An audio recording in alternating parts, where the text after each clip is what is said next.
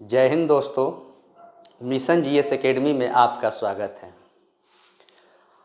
आज मैं फिर आपके लिए जो 50 क्वेश्चन का डिस्कशन सुबह में डेली चलता था, आज टाइम थोड़ा सा लेट हो गया है। इसको कंटिन्यू सुबह में ही 10 बजे किया जाएगा। थंबनेल देखकर आपको पता चल गया होगा कि आज कौन सा टॉपिक है। तो आज जो टॉपिक है, मराठा साम्राज्य से 50 महत्वपूर्ण प्रश्न है, जिसमें 50 क्वेश्चन के चारों ऑप्शन का डिस्कशन हर संभव प्रयास किया जाता है अच्छा से अच्छा करने के लिए। तो जो भी लोग इस चैनल से जुड़े हैं उनको इससे काफ़ी ज़्यादा बेनिफिट मिला होगा। और इसका पीडीएफ की बात करें तो टेलीग्राम में इसका पीडीएफ डाल दिया जाता है। पीडीएफ वहाँ से आप प्रिंट कीजिए और क्वेश्चन को बनाइए। क्वेश्चन इसमें काफ़ी स्टैंडर्ड रहता है, जो कि आपके एग्ज़ाम में कहीं ना कहीं पूछा हुआ क्वेश्चन ही रहता है। 70%, 30% क्वेश्चन नया रहता है। आप किसी भी एग्ज़ाम को भी अगर देते हैं तो उसमें 60 से 70% क्वेश्चन जो रहता है प्रीवियस क्वेश्चन ही पूछा जाता है, और 30% जो नया क्वेश्चन पूछा जाता है उसी को जो अच्छा से बनाता है उसका रिजल्ट होता है। तो रिजल्ट लेने के लिए आपको ईमानदारी से मेहनत करना पड़ेगा। जब तक आप ईमानदारी से मेहनत नहीं कीजिएगा तो आप सफल नहीं हो सकते हैं। तो आज मैं पहली बार बोर्ड पे आया हूँ पढ़ाने। इससे पहले मैं मोबाइल पे ही आप लोगों को डिस्कशन, लाइव डिस्कशन सभी चीज़ किया करते थे। तो आज से इसकी शुरुआत हमने कर दिया है। आप लोग ढेर सारा सपोर्ट कीजिएगा, वीडियो को ज़्यादा से ज़्यादा शेयर कीजिएगा, और नए लोग जो भी हैं चैनल पर तो सब्सक्राइब करेंगे, और पुराने लोग ज़्यादा से ज़्यादा शेयर करेंगे। तो आइए इस सेशन का हम शुरुआत करते हैं और एक एक क्वेश्चन देखेंगे क्या कह रहा है क्या नहीं कह रहा है। तो कर देते हैं शुरुआत। तो आइए आज का पहला क्वेश्चन क्या है देखते हैं। पहला क्वेश्चन है कि मराठा के उत्थान में निम्नलिखित में से कौन सा कारण उत्तरदायी था। मराठा के उत्थान में निम्नलिखित में से कौन सा कारण उत्तरदायी था, यह आपसे क्वेश्चन में पूछा गया है। ऑप्शन है भौगोलिक परिस्थितियों एवं जुझारू प्रवृत्ति, भक्ति आंदोलन एवं धार्मिक जन जागृति, और तीसरा ऑप्शन है औरंगजेब के हिंदू विरोधी नीतियाँ, और ऑप्शन डी है इसमें से सभी। तो इसका आंसर की बात करें तो इसमें जो भी स्टेटमेंट आपको दिया है सभी स्टेटमेंट सही है। तो इसका आंसर क्या हो जाएगा? ऑप्शन डी हो जाएगा। ऑप्शन डी हो जाएगा। इसमें जो भी स्टेटमेंट आपको दिया गया है सभी स्टेटमेंट सही है। तो आइए अगला क्वेश्चन देखते हैं। अगला क्वेश्चन है छत्रपति शिवाजी महाराज का जन्म कहाँ हुआ था। छत्रपति शिवाजी महाराज जो थे इनका जन्म कहाँ पर हुआ था, यह बात आपसे पूछा गया है। छत्रपति शिवाजी महाराज का जन्म कहाँ हुआ था। ऑप्शन ए है रायगढ़ के दुर्ग में, सिवनेर की पहाड़ी में, और पुरंदर के दुर्ग में, और ऑप्शन डी पन्हालाल के दुर्ग में। तो इनका जन्म की बात करें तो इनका जन्म सिवनेर में हुआ था। सिवनेर में इनका जन्म हुआ था। सिवनेर कहाँ पे पड़ता है? तो सिवनेर आपको पड़ता है महाराष्ट्र में, एक पूना जगह है वहीं पर सिवनेर। इनका जन्म कब हुआ था? तो इनका जन्म आपको 1630 में हुआ था। कब हुआ था? 1630। और राज अभिषेक की बात करें तो इनका राज अभिषेक हुआ था 1674 में। राज अभिषेक रायगढ़ में 1674 में शिवाजी का हुआ था। और पुरंदर की दुर्ग की बात करें तो 1665 में पुरंदर की संधि भी हुई थी। तो ये तीनों बात को आप अच्छे से जरूर याद कर लीजिएगा। आइए अगला क्वेश्चन देखते हैं। क्वेश्चन नंबर 3 कह रहा है कि निम्नलिखित में से कौन शिवाजी के आध्यात्मिक गुरु थे। पूछा गया कि निम्नलिखित में से कौन शिवाजी के आध्यात्मिक गुरु हैं। और इस क्वेश्चन को इतना बार एग्जाम में पूछा गया है आपके कि आपसे यह क्वेश्चन गलत नहीं होना चाहिए। शिवाजी के 2 गुरु थे, एक आध्यात्मिक गुरु थे और एक राजनीतिक गुरु थे। तो आपसे यहाँ पर क्या पूछा गया है? आध्यात्मिक गुरु पूछा गया है। आध्यात्मिक गुरु की बात करें तो गुरु रामदास थे। आध्यात्मिक गुरु रामदास थे। और राजनीतिक गुरु की बात करें तो यह आपको दादाजी कोंडदेव थे। क्या थे? राजनीतिक गुरु। राजनीतिक गुरु थे ये। तुकाराम की बात करें तो शिवाजी के समकालीन थे। तुकाराम क्या थे? तो शिवाजी के समकालीन थे। और एकनाथ की बात करें तो एकनाथ भक्ति आंदोलन के प्रमुख संत थे। तो चारों ऑप्शन आपके सामने डिस्कशन किया गया है। आइए अगला क्वेश्चन है, शिवाजी ने 1656 में किस मराठा सरदार को हराकर जावली का किला जीता था? किसका किला जीता था? तो जावली का किला। अफजल खां, चंद्रराव मौर्य, शाइस्ता खां और मिर्जा राजा, तो किसको वो हराकर जीता था? तो इसका आंसर की बात करें तो ऑप्शन बी इसका आंसर हो जाएगा, चंद्रराव को हराया था। चंद्रराव को हराया था शिवाजी ने 1656 में। अफजल खां की बात करें तो बीजापुर के वह सेना थे, बीजापुर के सेना थे। शाइस्ता खां, तीसरा ऑप्शन है, शाइस्ता खां की बात करें तो औरंगजेब के मामा थे। क्या थे? औरंगजेब के मामा थे। आइए अगला question, question number 5। Question number 5 कह रहा है, बीजापुर के किस शासक के द्वारा भेजे गए सेनापति अफजल खां के संदर्भ में निम्नलिखित कथनों पर विचार कीजिए। पहला कथन है कि बीजापुर के शासक ने अफजल खां को शिवाजी के कैद करने या मारने के लिए भेजा था। मारने के लिए भेजा था, तो यह स्टेटमेंट बिल्कुल सही है। शिवाजी ने चातुर्य से अफजल खां की चतुराई से अफजल खां की हत्या कर दी और पन्नालाल तथा कोल्हापुर पर अधिकार कर लिया। ये भी स्टेटमेंट क्या है? ये भी स्टेटमेंट आपको सही है। तो ऑप्शन दोनों ए और 2, यानी कि स्टेटमेंट 1 और 2 दोनों सही है। तो ऑप्शन सी जो है इसका करेक्ट आंसर है। तो आपके एग्जाम में कभी कभी स्टेटमेंट वाइज, यानी कि अभी के तो ट्रेंडिंग है कि स्टेटमेंट से आपके एग्जाम में क्वेश्चन पूछा जा रहा है, तो ज़रूर इसे आप अच्छे से देखेंगे। चलिए अगला क्वेश्चन है, औरंगजेब ने 1600 में दक्षिण का गवर्नर बनाकर किसे शिवाजी से निपटने हेतु भेजा था? मतलब शिवाजी से निपटने के लिए औरंगजेब ने 1660 ईस्वी में गवर्नर बनाकर किसको भेजा था? तो ऑप्शन ए है, शाइस्ता खां को, राजा जयसिंह को, मुअज्जम को और दिलेर खां को। तो इसका आंसर की बात करें तो इसका आंसर हो जाएगा आपको ऑप्शन ए। उन्होंने शाइस्ता खां को भेजा था शिवाजी से निपटने हेतु, यानी कि लड़ने के लिए भेजा था। मुअज्जम की बात करें तो मुअज्जम औरंगजेब का पुत्र था। मुअज्जम क्या था? औरंगजेब का पुत्र था। ये भी आप याद कर लीजिएगा। चलिए अगला क्वेश्चन, अगला क्वेश्चन है ऐतिहासिक पुरंदर की संधि। इस क्वेश्चन को कई बार आपके एग्जाम में पुरंदर की संधि पूछा जा चुका है। ऐतिहासिक पुरंदर की संधि के संदर्भ में निम्नलिखित कथनों को पढ़कर सही कूट का चयन कीजिए। मतलब सही कूट का इसमें आपसे चयन करने के लिए बोला जा रहा है। यह संधि राजा जयसिंह और शिवाजी के मध्य में हुई थी। यह लाइन भी पूछा जाता है कि पुरंदर की संधि जो हुआ था वह किसके किसके बीच हुआ था? तो वह आपको राजा जयसिंह और शिवाजी के मध्य में 1665 में हुआ था। यह स्टेटमेंट क्या है? तो सही है। शिवाजी को अपने 35 किलो में से 23 किले मुगल को सौंपने पड़े थे। मतलब किला जो उनका था टोटल 35 था, उसमें से 23 किला जो था मुगल को सौंपना पड़ा उन्हें। और तीसरा जो है शिवाजी के पुत्र संभाजी। शिवाजी के पुत्र कौन थे? संभाजी थे। और मुगल दरबार में 5000 का मनसब भी दिया गया था। तो इस तरह इसका आंसर की बात करें तो तीनों स्टेटमेंट जो है यह करेक्ट है। तीनों स्टेटमेंट क्या है? करेक्ट है।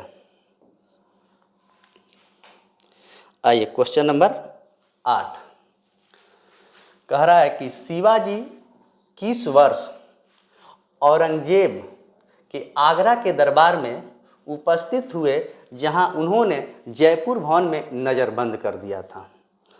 शिवाजी ने किस वर्ष औरंगजेब के आगरा के दरबार में उपस्थित हुए जहां उन्होंने जयपुर भवन में नज़रबंद कर दिया था?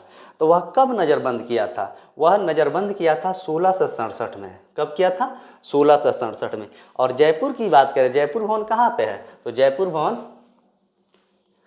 राजस्थान में है। जयपुर कहाँ है? राजस्थान में है। और 1665 के बारे में अभी मैंने चर्चा किया कि पुरंदर की संधि हुई थी 1665 में। आइए अगला क्वेश्चन, क्वेश्चन नंबर 9। शिवाजी का विधिवत राज अभिषेक के मैंने फर्स्ट क्वेश्चन में आप लोग से चर्चा किया। शिवाजी के राज अभिषेक विधिवत रूप से 1674 में किस विद्वान पंडित के द्वारा संपन्न कराया गया था, यह पूछा जा रहा है। तो राज अभिषेक उनका कहाँ हुआ था? रायगढ़ में हुआ था। रायगढ़ में उनका राज अभिषेक हुआ था, रायगढ़। उनका जन्म कहाँ हुआ था? तो सिवनेर में जन्म हुआ था उनका। 1630 में सिवनेर में उनका जन्म हुआ था, ये भी बात आप याद रखिएगा। और 1674 में उनका विधिवत राज्याभिषेक हुआ था। तो वह कौन कराया था? तो पंडित गंगा भट्ट काशी के द्वारा किया गया था, पंडित गंगा भट्ट काशी। कवि कलश की बात करें तो कवि कलश जो संभाजी महाराज का सलाहकार था, क्या था? संभाजी महाराज का सलाहकार था। अगला question, question number 10। Question number 10 कह रहा है कि राज अभिषेक के अवसर पर शिवाजी ने निम्नलिखित में से कौन सी उपाधि धारण किया था? तो सबसे पहले राज अभिषेक जब उनका 1674 में रायगढ़ में हुआ था, उस समय उसको किस चीज़ की उपाधि दी गई थी, यह बात आपसे पूछा जा रहा है। तो 3 इसमें स्टेटमेंट दिया गया है। एक दिया गया छत्रपति की उपाधि, यह बिल्कुल सही है, उनको छत्रपति की उपाधि दिया गया था। दूसरा है हैदव धर्मो द्वारक की उपाधि, और तीसरा जो है ग्राम ब्राह्मण प्रतिपालक की उपाधि। तो यह तीनों उपाधि से शिवाजी को प्रचलित थे, तीनों उपाधि शिवाजी को दिया गया था। तो इस तरह इसका आंसर क्या हो जाएगा? ऑप्शन सी जो है इसका आंसर हो जाएगा, यानी कि 1, 2 और 3 तीनों उपाधि से उनको दिया गया था। और राज्याभिषेक कब हुआ था? तो 1674 में हुआ था, ये बात आप लोग याद कर लीजिएगा। आइए अगला question, question number 11। Question number 11 कह रहा है शिवाजी महाराज का अंतिम सैन्य अभियान 1677 में निम्नलिखित में से किस क्षेत्र के विरोध हुआ था? मतलब किस क्षेत्र के विरोध में उनका हुआ था, यह बात पूछा गया है। बीजापुर, कर्नाटक, जंजीरा और सूरत। तो उनका जो विरोध हुआ था ना, वह आपको कर्नाटक के जिंजी क्षेत्र में हुआ था। कर्नाटक के जिंजी क्षेत्र में 1677 में शिवाजी का विरोध किया गया था। और सूरत की बात करें तो सूरत अधिवेशन एक हुआ था, कब हुआ था? तो सूरत अधिवेशन 1907 में हुआ था, जिसमें कांग्रेस क्या हुआ था? 2 भागों में बंट गया था। एक सूरत अधिवेशन हुआ था जिसकी अध्यक्षता रास बिहारी बोस ने किया था, उसमें कांग्रेस 2 भागों में बंट गया था। तो ये भी बात आप याद कर लीजिएगा। मैंने कांग्रेस के अधिवेशन से स्पेशल वीडियो भी डाला हूँ, जाकर आप वहाँ से जरूर देख लीजिएगा। अगला क्वेश्चन, शिवाजी के अष्टप्रधान मंत्री परिषद में पेशवा का मुख्य कार्य क्या होता है? देखिए एक अष्टप्रधान होता है, एक अष्टदिग्गज होता है। तो अष्टप्रधान जो था ना, यह शिवाजी के शासनकाल में था, और अष्टदिग्गज जो था वो कृष्णदेव राय के। तो दोनों में कन्फ्यूजन होता है, तो इस कन्फ्यूजन को आप दूर कर लीजिएगा, इसलिए ऐसे कीजिएगा तो गलत भी हो सकता है। तो सैन्य विभाग का प्रमुख होना, समान प्रशासन एवं संपूर्ण राज्य की देखरेख, और आय व्यय का लेखा जोखा रखना, और डी की बात करें तो विदेशी मामलों की देखरेख करना। तो इसमें पूछा गया है क्या? अष्टप्रधान मंत्री परिषद में पेशवा का मुख्य जो कार्य है वो सामान्य प्रशासन एवं संपूर्ण राज्य की देखरेख करना। सैन्य ए नौबत की बात करें तो यह सेनापति है। सैन्य ए नौबत की बात करें तो यह सेनापति है, यह सैन्य विभाग को देखता है। और आमत्य की बात करें तो यह वित्त मंत्री, आमत्य की बात करें तो यह वित्त मंत्री। और सुमंत जो है ना, यह विदेश मंत्री। यह बहुत ही इम्पोर्टेंट है, यह बहुत इम्पोर्टेंट है, यह कई बार पूछा गया है। विदेश मामलों को कौन देखता है? तो सुमंत। विदेश मामलों को कौन देखता है? तो याद कर लीजिएगा, सुमंत। अगला क्वेश्चन, क्वेश्चन नंबर 13। अष्टप्रधान के अधिकारी एवं उनके कार्यों का सुमेलित कूट कीजिए। ऊपर दिया है सूची 1 में सुमंत या दबीर, आमत्य, वाकिया या नविस और सचिव या शुरू नविस, और नीचे उसका दिया गया है मंत्रालय के नाम वित्त मंत्री, वित्त आय व्यय, दैनिक कार्य विवरण और राजकीय पत्राचार। तो आइए मिलाते हैं। सबसे पहले देखिए, ऐसे क्वेश्चन को बनाने के लिए आपको जो इसमें सबसे पहले याद आए उसे आप जरूर ढूंढिए। तो देखिए सुमंत जो है ना, यह आपको विदेश मंत्री, अभी मैंने बोला है सुमंत जो है विदेश मंत्री, तो ए का एक दो ही ऑप्शन में है, एक आपको ए वाला में है और दूसरा आपको डी वाला में है। तो इस तरह दो ऑप्शन आपका क्लियर हो गया कि नहीं आंसर होगा। अब आइए चेक करते हैं। सुमंत या दबीर को ही विदेश मंत्री कहा जाता है। आमत्य जो है ना, यह वित्त और आय व्यय देखता है, तो बी का 2 हो जाएगा। वाकिया नवीस की बात करें तो दैनिक कार्य का विवरण देखता है, सी का 3 हो जाएगा। और डी की बात करें तो सचिव या शुरू नवीस, यह राजकीय पत्राचार है। तो इस तरह सीधे सीधी था, तो यानी कि ऑप्शन ए जो है इसका करेक्ट आंसर है। ए का 1, बी का 2, सी का 3 और डी का 4। चलिए अगला क्वेश्चन देखेंगे। अष्टप्रधान, अष्टप्रधान के संदर्भ में कौन से दो मंत्रियों को छोड़कर, दो ही मंत्री को छोड़कर शेष सभी को सैन्य सेवा देना अनिवार्य था? शेष सभी को सैन्य सेवा देना अनिवार्य था, यह क्वेश्चन पूछा गया। देखिए क्वेश्चन थोड़ा सा मॉडरेट है और ऐसे क्वेश्चन को आप बनाइएगा ना तो आपसे एग्जाम में नहीं छूटेगा, तो थोड़ा सा मॉडरेट है। आइए देखते हैं ऑप्शन।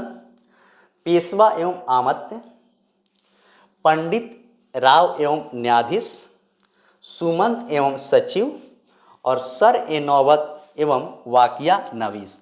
तो इसका आंसर की बात करें तो इसका आंसर हो जाएगा पंडित राव एवं न्यायाधीश। पंडित राव एवं न्यायाधीश जो थे, इन्हीं दोनों को छोड़कर सैन्य सेवा देना अनिवार्य था। और सुमंत के अभी मैंने आपको चर्चा किया हूँ विदेश मामले को, यह बात आप जरूर अच्छे से याद रख लीजिएगा। तो आइए अगला क्वेश्चन देखते हैं, और वीडियो को स्किप नहीं कीजिएगा, टोटल देखिएगा, तभी आपको फायदा होगा। और जो चीज़ नहीं जानते हैं उसे नोटबुक में आप नोट जरूर कर लीजिएगा।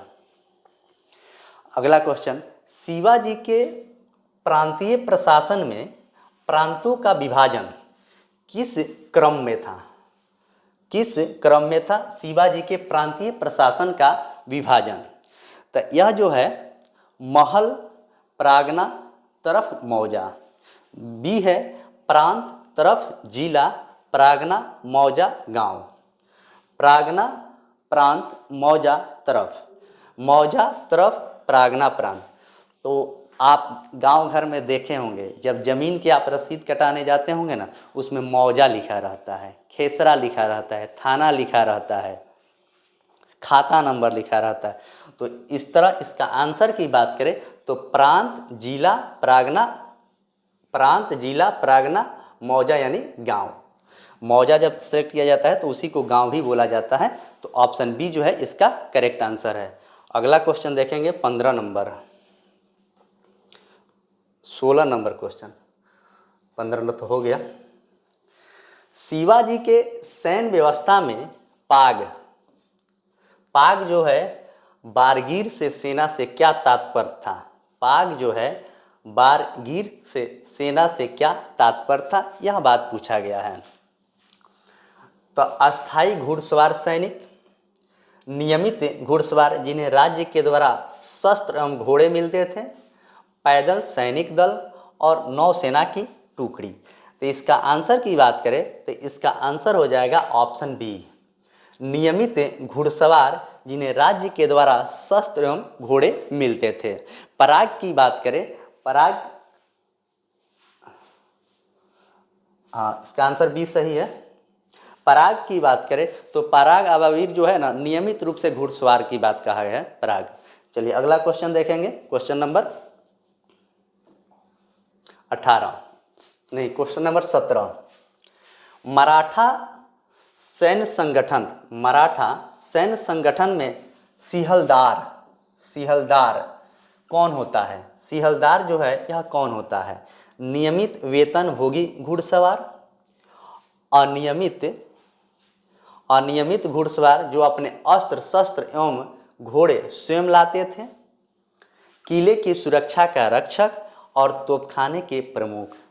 तो क्या पूछा गया है, मराठा सैन्य संगठन में सिहलदार जो था यह आपको अनियमित घुड़सवार जो अपने अस्त्र शस्त्र एवं घोड़े लाते थे। तो ऑप्शन बी इसका करेक्ट आंसर होगा। आइए अगला क्वेश्चन नंबर 18। क्वेश्चन नंबर 18 कह रहा है, मराठा के किलों की सुरक्षा व्यवस्था हेतु नियुक्त अधिकारियों के संदर्भ में कौन सा युग्म सही सुमेलित है। मतलब सही को चुनना है, कौन कौन सा सही है। हवलदार जो है ना, यह किले की आंतरिक प्रशासन को देखरेख करता था। किला में जो आंतरिक प्रशासन था उसकी देखरेख कौन करता था, वह हवलदार करता था। सर ए नौबत की बात करें तो किले की सुरक्षा हेतु सेना का नेतृत्व करता था। सेना का नेतृत्व कौन करता था, तो सर ए नौबत करता था। सबनिस की बात करें तो किले की असैनिक पात्राचार यानी रसद प्रशासन का देखरेख करता था। तो इसका आंसर की बात करें तो इसका आंसर हो जाएगा तीनों, यानी कि सभी सही है। तो ऑप्शन सी क्या है, इसका करेक्ट आंसर है। और सभी वाला ऑप्शन मैक्सिमम डी में रहता है, तो आप लोग ध्यान से क्वेश्चन को मारिएगा, नहीं तो गलत हो जाएगा। यानी कि ऑप्शन सी इसका करेक्ट आंसर है। आइए अगला क्वेश्चन देखते हैं, क्वेश्चन नंबर 20। क्वेश्चन नंबर 20 जो है, शिवाजी ने भूमि मापन हेतु मलिक अंबर की मापन प्रणाली के आधार पर किस मानक छड़ी का प्रयोग किया। देखिए, अभी जो जमीन और भूमि का माप किया जाता है उसमें जरीब होता है, जो आप खींचते होंगे, गांव में देखे होंगे, जरीब को खींचा जाता है, उसे जरीब कहा जाता था। लेकिन ये कब का पूछा जा रहा है आपको, शिवाजी हेतु मापन पूछा गया है। तो गज ए इलाही, ऑप्शन बी काठी या मुट्ठा, और ऑप्शन सी सिकंदरी गज, और ऑप्शन डी की बात करें तो जरीब। तो वर्तमान में तो जरीब से नापा जाता है, लेकिन उस समय पूछा गया है तो काठी या मूठा होएगा, काठी या मूठा हो जाएगा। गज ए इलाही की बात करें तो यह अकबर द्वारा लाया गया था, यह जरूर आप याद कर लीजिएगा। गज ए इलाही जो है अकबर के द्वारा लाया गया था। 1 बीघा में कितना कट्ठा, तो 1 बीघा में 20 कट्ठा, और 20 कट्ठा में 20 धूर के 1 कट्ठा, ये सब भी जानकारी होना चाहिए। चलिए अगला क्वेश्चन नंबर 21। क्वेश्चन नंबर 21 कह रहा है कि शिवाजी के द्वारा प्रारंभ में भू राजस्व दर उपज का 33% निर्धारित थी, जिसे बढ़ाकर बाद में कितना प्रतिशत कर दिया गया। प्रारंभ में यानी कि शुरुआत में कितना परसेंट था, तो शुरुआत में आपको 33% था, तो बढ़ाकर कितना कर। देखिए इसमें क्वेश्चन क्या पूछा जा सकता है, स्टेटमेंट आपको दे देगा, 2 स्टेटमेंट देगा, बढ़ाकर कितना कहेगा, अब पूछेगा कि इसमें कौन सा स्टेटमेंट सही है। तो पहले 35, दूसरा में 40, तीसरा में 45, और ऑप्शन डी की बात करें तो 50। तो बढ़ाकर उन्होंने किया था 40%, याद कर लीजिएगा 40%। ये स्टेटमेंट बेस्ड क्वेश्चन है और इससे पूछा भी जा सकता है, अच्छे से आप जरूर याद कर लीजिएगा। आइए क्वेश्चन नंबर 22 देखते हैं। क्वेश्चन नंबर 22 जो है, मराठा भू राजस्व व्यवस्था में चौथ एक कर होता है के संबंध में सत्य कथन का चुनिए। सत्य कथन का चुनाव करना है। यह पड़ोसी राज्य की आय का 1/4 मतलब 25%, परसेंटेज में उसको 25% कहते हैं, और भाग में पूछेगा तो 1%, 1/4 हिस्सा होता है। तो परसेंटेज आप लोग मैथ में पढ़े होंगे। यह दूसरा स्टेटमेंट है, यह कर आक्रमण एवं लूटपाट करने के बदले वसूला जाता था। तो इसमें पूछा गया है कि कौन सा स्टेटमेंट सही है, तो सही का कथन करना है। तो ये दोनों स्टेटमेंट जो दिया गया है ना, दोनों स्टेटमेंट सही है। तो ऑप्शन सी इसका करेक्ट आंसर हो जाएगा। 1 और 2 इसका करेक्ट आंसर हो जाएगा। Question number 22। क्वेश्चन नंबर 22 है, सरदेशमुखी कर। देखिए एक कर होता है जिसका सरदेशमुखी कर की दर कुल आय का कितना प्रतिशत या भाग होता है? सर देशमुखी जो कर है कुल आय का कितना परसेंट भाग या होता है? तो 10% मतलब 1/10 हिस्सा, बी में 25% मतलब 1/4, सी में 15% और डी में 33%। तो इस क्वेश्चन का आंसर हो जाएगा आपको ऑप्शन ए। ऑप्शन ए जो है 10% होगा। 10% यानी कि 1/10 हिस्सा। और शिवाजी द्वारा कितना परसेंट किया गया था उस समय? बढ़ाकर 33 से किया गया था 40। तो ये भी बात आप जरूर याद कर लीजिएगा। अगला क्वेश्चन, क्वेश्चन नंबर 23 कह रहा है शिवाजी के मृत्यु कब हुआ था? तो 1680। शिवाजी से 3 डेट आप अच्छे से जरूर याद कर लीजिए।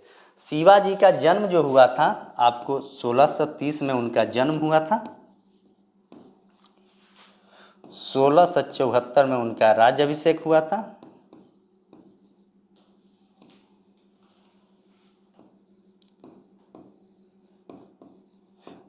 राज्याभिषेक और 1680 में उनका निधन हुआ है। 1680 में क्या हुआ है? मृत्यु हुआ है। तो ये तीनों डेट आपसे पूछा जाता है। तो शिवाजी के मृत्यु 1680 के पश्चात मराठा साम्राज्य के उत्तराधिकारी कौन बना था? मतलब उनके निधन जब हो गया तो उसका उत्तराधिकारी कौन बना था? राजा राम, संभाजी, साहू जी और शिवाजी द्वितीय। तो कौन बना था? तो वह संभाजी बना था। संभाजी, ये बात आप जरूर याद कर लीजिएगा। संभाजी बना था जो 1680 से लेकर 1600 कितना तक था? तो 1680 से लेकर 1689 तक संभाजी उसका उत्तराधिकारी बना था। चलिए अगला क्वेश्चन, क्वेश्चन नंबर 24। संभाजी के मुख्य सलाहकार एवं उज्जैन के विद्वान कौन था जिन्हें मुगल ने संभाजी के साथ बंदी बनाकर मारा? मुगल ने बंदी बनाकर मारा, वह कौन था? बालाजी विश्वनाथ, कवि कलश, नीलोपंत और धानाजी माधव। तो यह कौन था, यह पूछा गया है। तो इसका आंसर हो जाएगा आपको ऑप्शन बी, कवि कलश। उज्जैन की बात करें तो उज्जैन आपको मध्य प्रदेश में है। कहाँ है? मध्य प्रदेश में उज्जैन है। और उज्जैन के पास ही महाकालेश्वर मंदिर है। महाकालेश्वर मंदिर है। महाकालेश्वर मंदिर है।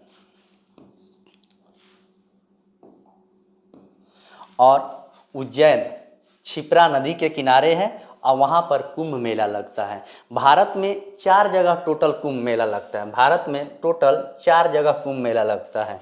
पहला जो है आपको उत्तराखंड, दूसरा हो जाएगा आपको प्रयागराज,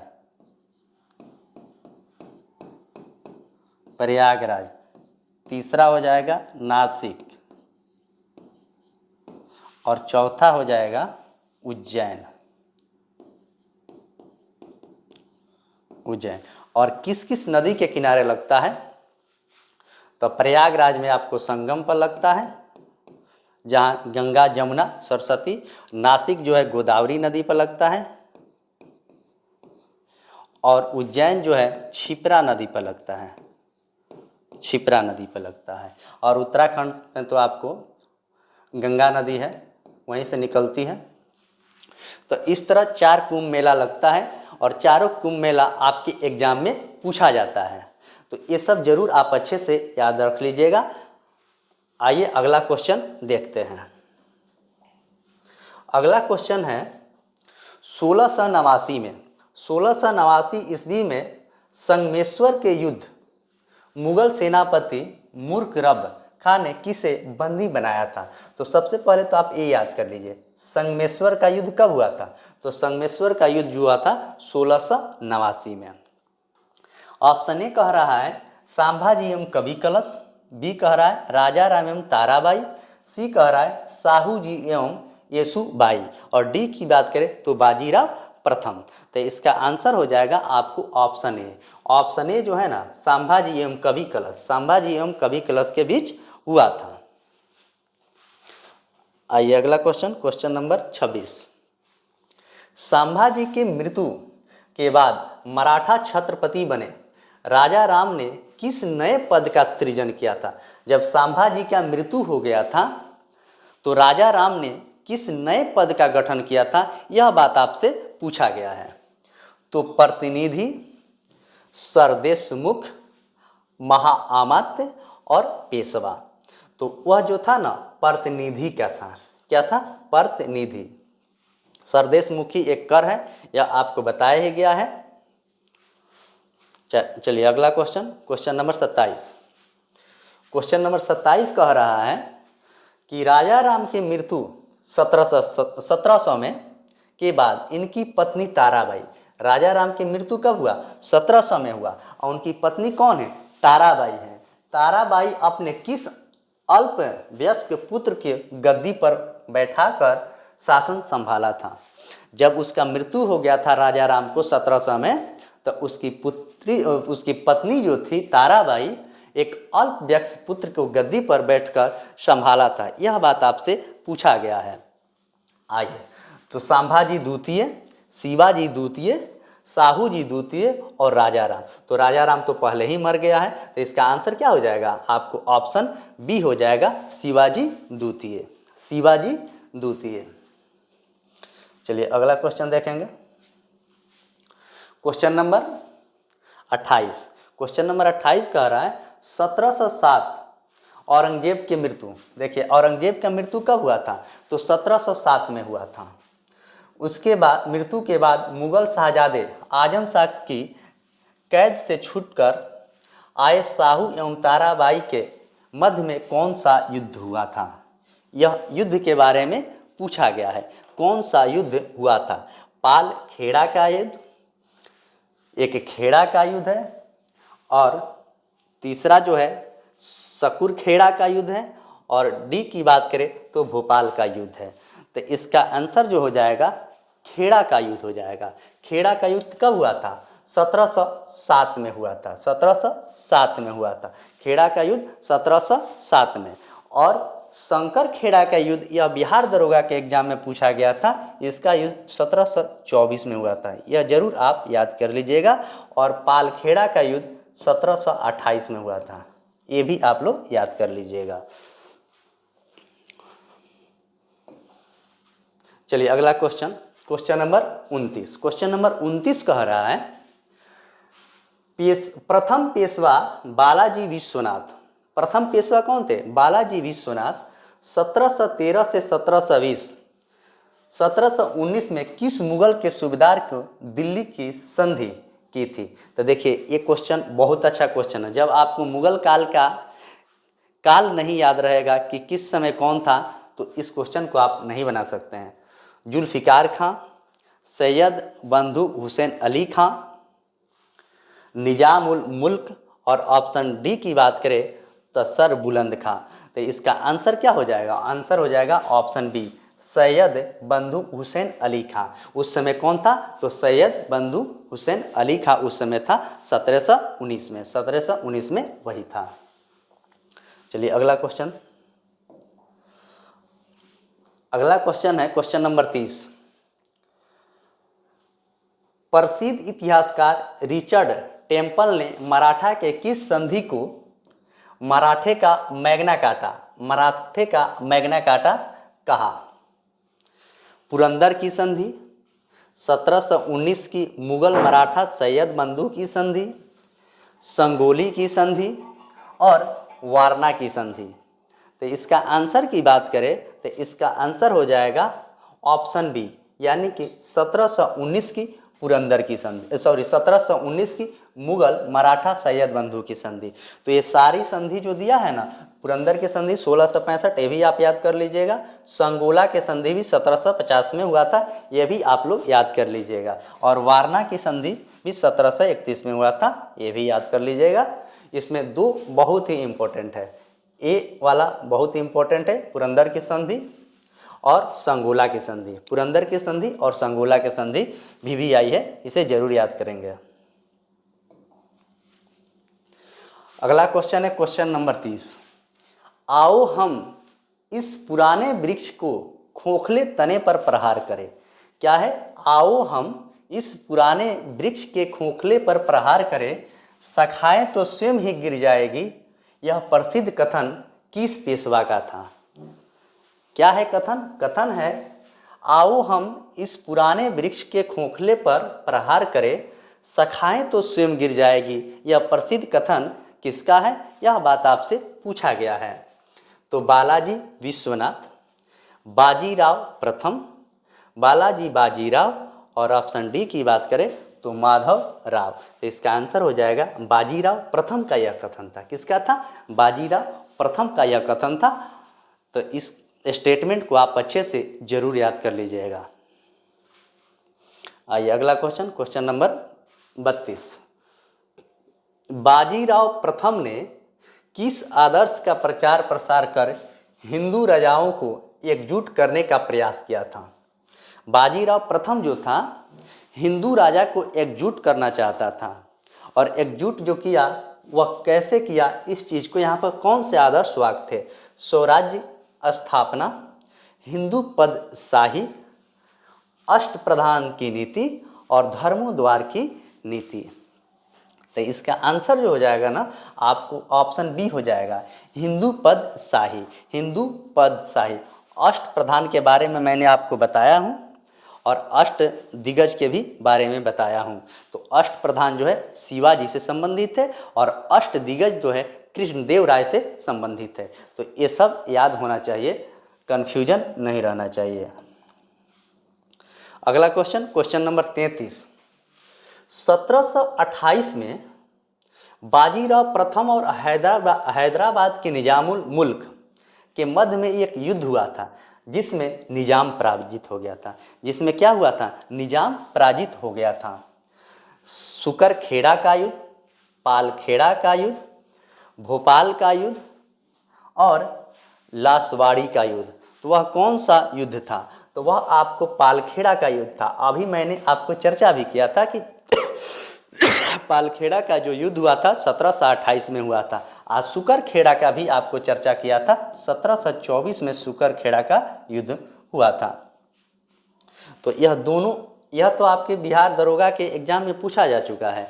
24 से 46 का जो एग्जाम हुआ था उसमें यह क्वेश्चन 24 से 46 नहीं, 1717 का जो एग्जाम हुआ था उसमें इस क्वेश्चन को पूछा गया था। तो इस तरह इसका आंसर क्या हो जाएगा? ऑप्शन बी इसका करेक्ट आंसर है। अगला क्वेश्चन, अगला क्वेश्चन है 1737-38 ईस्वी के भोपाल के युद्ध के पश्चात बाजीराव प्रथम तथा निजाम के मध्य में कौन सी संधि संपन्न हुई थी? 1737 और 38 के मध्य में हुआ था। वह संधि कौन सा हुआ था? तो मूंगी सिउमांग की संधि, दुरई सराय की संधि, भलकी की संधि और संगोला की संधि। तो यह कौन सी संधि हुआ था? तो दुरई सराय की संधि हुई थी। क्या हुई थी? दुरई सराय की संधि हुई थी। तो दुरई सराय की संधि कब हुआ था? तो 1737 में 38 में हुआ था। और आपको संगोला की संधि मैंने तुरंत बताया हूं। Question number 35। क्वेश्चन नंबर 35 जो है शिवाजी के पश्चात छापामार युद्ध, यह बहुत बार क्वेश्चन पूछा गया। छापामार युद्ध को ही गोरिल्ला युद्ध कहा जाता है। छापामार युद्ध के ही गोरिल्ला युद्ध कहा जाता है। सर्वश्रेष्ठ संचालक किसे माना जाता था? इस युद्ध के सबसे अच्छा संचालक किसको माना जाता था? बाजीराव प्रथम को, बालाजी बाजीराव को, सदाशिवराव भाऊ को और महादजी सिंधिया को। तो किसको माना जाता था? तो इसका ऑप्शन ए जो है बाजीराव प्रथम को माना जाता था। बाजीराव प्रथम को माना जाता था। बाजीराव प्रथम को माना जाता था। इसे आप याद कर लेंगे। आइए अगला question, question number 37। Question number 37 जो है मिलान करने वाला है। मिलान करना है मराठा परिसंघ के प्रमुख क्षेत्र एवं राजवंशों का सही मिलान को चुनिए। सही मिलान को क्या करना है? चुनना है। तो आइए, ऐसे क्वेश्चन को मैंने बार बार बोलता हूँ कि जो आपको इसमें याद हो सबसे पहले उसको मिलाइए। ऐसे मिलाने से क्या होता है, वह मिलाइएगा तो आपका ऑप्शन छंटेगा। तो सबसे पहले हम मिलाएंगे बड़ौदरा। बड़ौदरा जो है ना, यह गायकवाड़ का है, गायकवाड़ का है। इंदौर की बात करें तो इंदौर के होलकर हो जाएगा। ग्वालियर का क्या हो जाएगा? सिंधिया हो जाएगा। ग्वालियर परिवार भी सिंधिया परिवार। नागपुर के होगा भोसले। तो इस तरह इसका आंसर क्या हो जाएगा? एक का 1 हो जाएगा, बी का 2 हो जाएगा, सी का 3 हो जाएगा, तो डी का 4 हो जाएगा। तो ऑप्शन ए जो है इसका करेक्ट आंसर है। ये जो है करेक्ट, सीधा सीधा दे दिया है। चलिए अगला क्वेश्चन, क्वेश्चन नंबर 38 कह रहा है कि किस पेशवा को लोकप्रिय रूप से नाना साहेब के नाम से भी जाना जाता है? नाना साहेब के नाम से किस पेशवा को लोकप्रिय रूप से जाना जाता है? बालाजी विश्वनाथ को, बाजीराव प्रथम को, बालाजी बाजीराव को और माधवराव को। तो किसको जाना जाता है? तो यह जाना जाता है ऑप्शन बी, बाजीराव प्रथम को। बाजीराव प्रथम, देखिए बालाजी प्रथम, बाजीराव प्रथम, ये सब में बहुत कन्फ्यूजन होता है। इसको आप अच्छे से जब तक नहीं याद कीजिएगा तो हमेशा आप कन्फ्यूजन में गलत कर सकते हैं। तो ऐसे क्वेश्चन को आप याद कर लीजिएगा। और बाजीराव जो थे ना, यह 1740 से 1741 तक थे। 1740 से 1741 लोकप्रिय थे। क्वेश्चन नंबर 38 1750 की किस संधि के तहत साम्राज्य का वास्तविक संवैधानिक प्रमुख पेशवा बन गया तथा राजधानी सतारा से पूना स्थानांतरित कर दिया गया? राजधानी को क्या किया गया है? पूना से स्थानांतरित कर दिया गया है। सतारा से क्या कहाँ किया गया है? तब पूना किया गया है। तो कौन सी वो संधि थी, यह बात पूछा गया है। झलकी की संधि, संगोला की संधि, पुरंदर की संधि और सिंदखेड़ की संधि। तो वह संधि कौन थी? यह संधि जो थी संगोला की संधि थी। संगोला की संधि कब हुआ है? मैंने आपको चर्चा किया हूँ। तो संगोला की संधि जो हुआ है 1750 में हुआ है। और पुरंदर की संधि आपको कब हुआ है? तो 1665 में पुरंदर की संधि हुई है। और झलकी की संधि की बात किया जाए तो झलकी की संधि आप लोग कमेंट बॉक्स में कमेंट करके बताइएगा कि झलकी की संधि कब हुई थी। चलिए अगला क्वेश्चन देखेंगे 39 नंबर क्वेश्चन देखेंगे। पानीपत का तृतीय युद्ध 14 जनवरी 1761 ईस्वी को किनके बीच लड़ा गया था? यह बात आपसे पूछा गया है। पानीपत का तीसरा युद्ध। पानीपत के टोटल 3 युद्ध हुआ है। मैं तीनों युद्ध के आपके सामने चर्चा कर दे रहा हूँ। तो पानीपत का जो पहला युद्ध हुआ है वह 1526 में हुआ है। बाबर और इब्राहिम लोदी के बीच। बाबर और इब्राहिम लोदी। बाबर और इब्राहिम लोदी। दूसरा की बात करें तो 1556।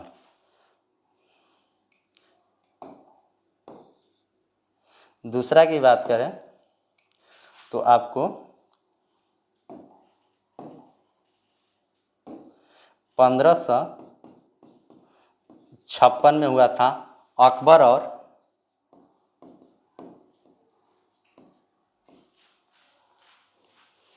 और किसके बीच हुआ था?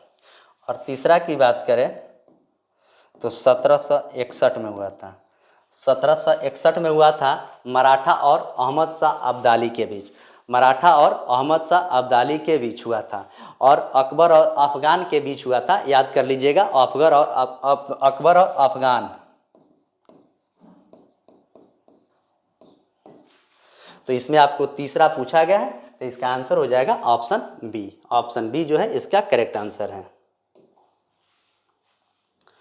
पानीपत के तृतीय युद्ध में मराठा सेना का नेतृत्व के संबंध में निम्नलिखित कथन पर विचार कीजिए। यहाँ पर उसका कथन दिया गया है और कथन पर विचार करना है पानीपत के तृतीय युद्ध में।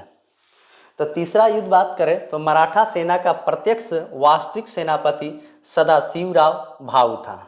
सदाशिवराव भाऊ था मराठा सेना का। तो यह स्टेटमेंट क्या है? सही है, सही को ही चुनना है। पेशवा बालाजी बाजीराव का अल्पवयस्क पुत्र विश्वसराव भी युद्ध में शामिल था। जो पेशवा बालाजी बाजीराव था उसका एक अल्पवयस्क पुत्र था। अल्पवयस्क मतलब वयस्क नहीं था। विश्वासराव भी इस युद्ध में शामिल हो गया। ये सही स्टेटमेंट है, ये भी सही है। मराठा तोपखाने का नेतृत्व इब्राहिम खां गर्दी ने किया था। कौन किया था? इब्राहिम खां गर्दी ने किया था। तो इसमें आपसे क्या पूछा गया है? कौन सा स्टेटमेंट सत्य है? कभी भी क्वेश्चन को देखिएगा, यहाँ पर कथन सत्य या असत्य पूछा गया है, तो तीनों स्टेटमेंट जो है सत्य है। क्या है? तीनों स्टेटमेंट सत्य है। तो इस तरह आंसर आपका क्या हो जाएगा? आंसर आपको ऑप्शन डी हो जाएगा, 1, 2 और 3। आइए अगला क्वेश्चन। अगला क्वेश्चन है 41 नंबर क्वेश्चन। 2 मोती क्लीन हो गए, 2 मोती विलीन हो गए, 27 सोने की मुहर खो गई, चांदी तथा तांबे की तो गणना ही नहीं की जा सकती है। पानीपत युद्ध इस विनाशकारी सूचना को गुप्त कूट भाषा में किस पेशवा तक पहुंचाया गया था? देखिए क्वेश्चन फिर से पढ़िए। क्वेश्चन है 2 मोती विलीन हो गए, 27 सोने की मुहरें खो गई और चांदी तांबा की तो गणना ही नहीं की जा सकती है। पानीपत के युद्ध में इस विनाशकारी सूचना को गुप्त कूट भाषा में पेशवा तक पहुंचाया था। यह बात आपसे पूछा गया है। बाजीराव प्रथम, बालाजी बाजीराव नाना साहब। देखिए इन्हीं का नाम नाना साहब ही है। बालाजी बाजीराव का ही नाम नाना साहब है। तीसरा है माधवराव और ऑप्शन डी की बात करें तो बाजीराव द्वितीय। तो इसका सही आंसर क्या हो जाएगा? तो ऑप्शन बी हो जाएगा। ऑप्शन बी जो है ना, बालाजी बाजीराव नाना साहब। और पानीपत का तीसरा युद्ध कब हुआ था? तो पानीपत का तीसरा जो युद्ध हुआ था वह 1761 में हुआ था। अभी मैंने चर्चा आपको किया हूँ। आइए अगला question, question number 42। Question number 42 कह रहा है पानीपत के तीसरी युद्ध के प्रत्यक्ष दर्शियों के रूप में आंखों देखा वर्णन किस इतिहासकार ने पंडित ने किया था? मतलब कौन सा इतिहासकार वो पंडित था जो पानीपत के तीसरा। क्वेश्चन नंबर 43 खाफी खां। क्वेश्चन नंबर 42 है खाफी खां। 42 है खाफी खां, काशीराज पंडित, जदुनाथ सरकार और जीएस सरदेसाई। तो इसका आंसर की बात करें तो काशीराज पंडित। कौन थे? काशीराज पंडित। काशीराज पंडित। और 1761 में पानीपत का युद्ध। पानीपत का इसलिए बार बार युद्ध की इसमें चर्चा हो रहा है, जब मराठा साम्राज्य है ना, उसी समय पानीपत का तीसरा युद्ध हुआ था और बाबर के समय पहला और दूसरा अकबर के समय में हुआ था। क्वेश्चन नंबर 43 निम्नलिखित में से कौन सा कारण पानीपत के तृतीय युद्ध में मराठों के पराजय हेतु उत्तरदायी हुआ था? जैसे पानीपत का तीसरा युद्ध मराठा और अहमद शाह अब्दाली के बीच हुआ था, उसमें पूछा गया है मराठों के पराजय का कौन सा मुख्य कारण था?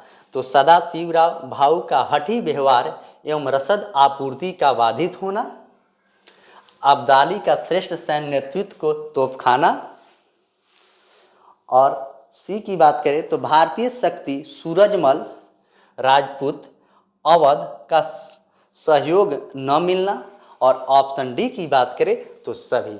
तो जितने भी कारण दिया गया है यह सभी कारण थे। पानीपत के तृतीय युद्ध में मराठों का जो पराजय का मेन कारण था यह तीनों था। तो ऑप्शन डी क्या है? इसका करेक्ट आंसर है। चलिए अगला question, question number 45। Question number 45 कह रहा है कि मराठा का प्रशासनिक शब्दावली में मामलतदार एवं कामबिसदार कौन थे? मामलतदार एवं काम विप्सदार कौन थे? शिवाजी के काल के विदेश मंत्री। शिवाजी के काल के विदेश मंत्री कौन थे? तो शिवाजी के काल के विदेश मंत्री सुमंत थे। बड़े एवं छोटे प्रांतों का मुख्य प्रशासक एवं सूबेदार।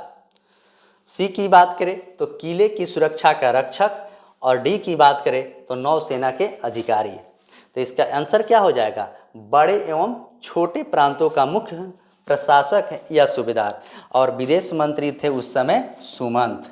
याद कीजिएगा, ये क्वेश्चन बहुत बार एग्जाम में पूछता है और हमेशा पूछते रहता है कि शिवाजी के काल में विदेश मंत्री कौन थे? तो सुमंत थे। इसको पहले भी मैंने चर्चा किया हूँ। आइए अगला question, question number 45। Question number 45 कह रहा है कि मराठा कर प्रणाली में आपातकालीन कर को किस नाम से जाना जाता है? मराठा कर प्रणाली में आपातकालीन कर को किस नाम से जाना जाता है? तो कुर्जा पट्टी, सिंध खेड़ की पट्टी, वतन और पोतनीस। तो किसको जाना जाता है? तो यह आपको जाना जाता है, इसका आंसर हो जाएगा ऑप्शन बी, सिंध खेड़ की पट्टी। ऑप्शन क्या हो जाएगा इसका आंसर? सिंध खेड़ की पट्टी, सिंध खेड़ की पट्टी। Question number 46। क्वेश्चन नंबर 46 कह रहा है कि मराठा प्रशासन में हुजूर दफ्तर क्या था? हुजूर दफ्तर जो था वह क्या था? सैन्य शिविर का मुख्यालय, पूना में स्थित पेशवा का केंद्रीय सचिवालय, तोपखाना का भंडार, और ऑप्शन डी की बात करें तो गुप्तचर विभाग। तो क्वेश्चन में क्या पूछा गया है? मराठा प्रशासन में हुजूर दफ्तर क्या था? तब पूना में स्थित पेशवा का केंद्रीय सचिवालय था। क्या था? पेशवा का केंद्रीय सचिवालय था। आइए अगला क्वेश्चन देखेंगे, क्वेश्चन नंबर 48, यानी कि क्वेश्चन नंबर 47, 48 नहीं 47 देखेंगे। मराठा राज्य में भू राजस्व व्यवस्था के अंतर्गत वंशानुगत स्वामित्व वाली भूमि को क्या कहा जाता है? जैसे किसी का वंशानुगत, जैसे आपके पिताजी, उसके बाद आपका लड़का होगा, उसका पिताजी, इसी को वंशानुगत कहा जाता है, मतलब वंश का वंश। मराठा राज्य में भू राजस्व व्यवस्था के अंतर्गत वंशानुगत स्वामित्व वाली भूमि को क्या कहा जाता था? यह बात पूछा गया है। मिरास, सरंजाम, बागी और इमाम। तो क्या कहा जाता है? यह कहा जाता है आपको मिरास। क्या कहा जाता है? मिरास, मिरास कहा जाता है। Question number 48। क्वेश्चन नंबर 48 कह रहा है कि अरबी भाषा शब्द वतन मराठा साम्राज्य के किस अर्थात हेतु प्रयुक्त होता है?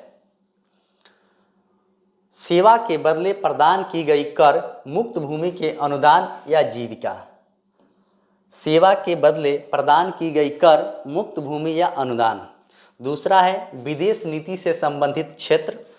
तीसरा नंबर है व्यापारिक कर, और ऑप्शन डी की बात करें तो न्यायिक अर्थ दंड। तो इसका आंसर क्या हो जाएगा? इसका आंसर हो जाएगा ऑप्शन ए। ऑप्शन ए इसका करेक्ट आंसर है। सेवा के बदले प्रदान की गई कर, मुक्त भूमि के अनुदान की जीविका। तो ऑप्शन ए इसका करेक्ट आंसर है। आइए क्वेश्चन नंबर 49। क्वेश्चन नंबर 49 का क्या कह रहा है, इसे देखते हैं।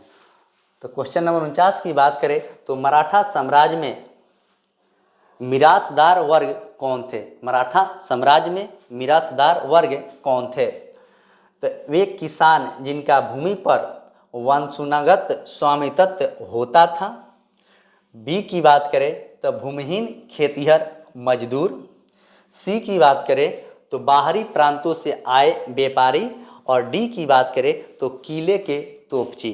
तो 49 नंबर की आंसर की बात करें क्वेश्चन का, तो ऑप्शन बी जो है ना इसका करेक्ट आंसर है। भूमिहीन खेतिहर मजदूर, उसे क्या कहा जाता था? मराठा साम्राज्य में मिरासदार वर्ग कहा जाता था। मराठा साम्राज्य में मिरासदार वर्ग कहा जाता था। तो आज के सेशन का सेकेंड लास्ट क्वेश्चन था। आइए लास्ट नंबर यानी कि 50 नंबर क्वेश्चन देखते हैं। 50 नंबर क्वेश्चन क्या है। 50 नंबर क्वेश्चन की बात करें तो मराठा नौसेना एवं तटीय सुरक्षा के संदर्भ में निम्नलिखित कथनों पर विचार कीजिए। शिवाजी ने एक मजबूत नौसेना का गठन किया था जिसका मुख्य केंद्र कोलबा मुख्य केंद्र जो था कोलबा में था। दूसरा स्टेटमेंट है मराठा नौसेना का प्रमुख सामान सिद्धि समुद्री डाकुओं एवं पुर्तगालियों से होता था। तो इसमें पूछा गया है कि कौन सा कथन सही है, सही कथन का चयन करना है। तो दोनों स्टेटमेंट जो दिया गया है ना, इसमें दोनों स्टेटमेंट सही है, तो ऑप्शन सी क्या हो जाएगा, इसका करेक्ट आंसर हो जाएगा। इस तरह हम आपके सामने 50 क्वेश्चन मराठा साम्राज्य से लाए थे और 50 क्वेश्चन का मैंने आपके सामने डिस्कशन किया हूँ। तो मैं आशा करता हूँ कि यह सीरीज आज से कंटिन्यू स्टार्ट हो गया और इसकी टाइमिंग आपको 10 बजे, कल 10 बजे सुबह में आपको ज़रूर यह वीडियो मिलेगा और डेली सुबह में 10 बजे वीडियो आपको आ जाएगा और बहुत ही जल्द इसको लाइव कर देंगे। एक सप्ताह के अंदर मैं लाइव में आ जाऊंगा और लाइव से पढ़ाऊंगा और जो भी आपको कमेंट होगा कमेंट बॉक्स में ज़रूर कमेंट करके पूछिएगा। और इसका पीडीएफ कहाँ मिलेगा, तो टेलीग्राम में इसका पीडीएफ मिलता है। Telegram mission GS academy Patna, ऊपर जो लिखा हुआ है ना mission GS academy Patna, Telegram में जाके सर्च कीजिएगा, वहाँ आपको मिशन जीएस एकेडमी पटना से टेलीग्राम मिल जाएगा। और वीडियो के डिस्क्रिप्शन में भी टेलीग्राम का लिंक डाल दिया जाता है, वहाँ से भी आप टेलीग्राम ज्वाइन कर लीजिएगा और क्वेश्चन के पीडीएफ निकाल कर जरूर बनाइएगा। ईमानदारी से मेहनत कीजिए, ज़रूर सफल होइएगा। चलिए आज के सेशन को यहीं पे समाप्त करते हैं। धन्यवाद।